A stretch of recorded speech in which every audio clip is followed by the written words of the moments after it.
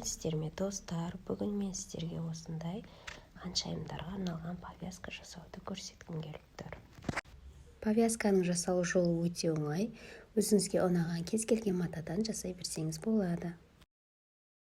Осы повязкаға 20-80, 10-20 дәлдікпен 2 кусок мата кесіп аламыз. Менде леон матасы, а резинаның ұзындығы 40 см. Енді осы кесіп алған матамыздың ұзын бөлігін екіге бүктеп, ұзындығынан тігіп шығамыз. Және де бантигімізді екіге бүктеп, үш жағынан тігіп шығамыз.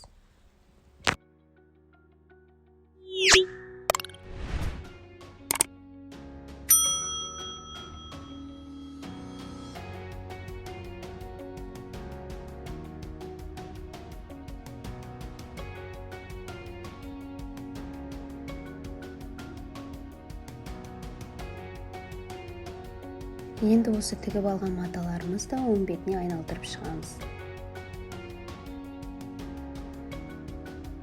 Маталарымызды оң бетіне айналдырған соң үтіктеп аламыз және де 1 см дәлдікпен 2 строчка жүргізіп шығамыз.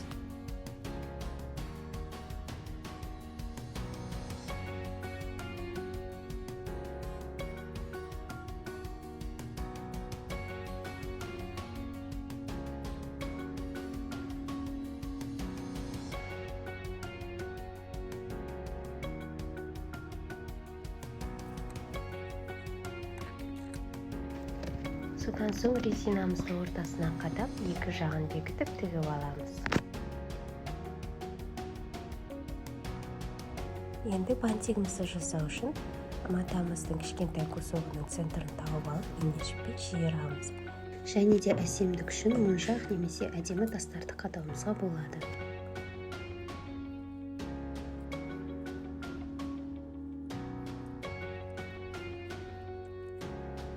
Енді осы дайын болған бантигімізді повязкаға орнатып тігіп аламыз.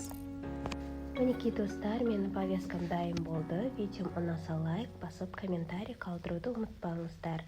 Және де каналыма тіркеліп, келесі видеомды күтіңіздер.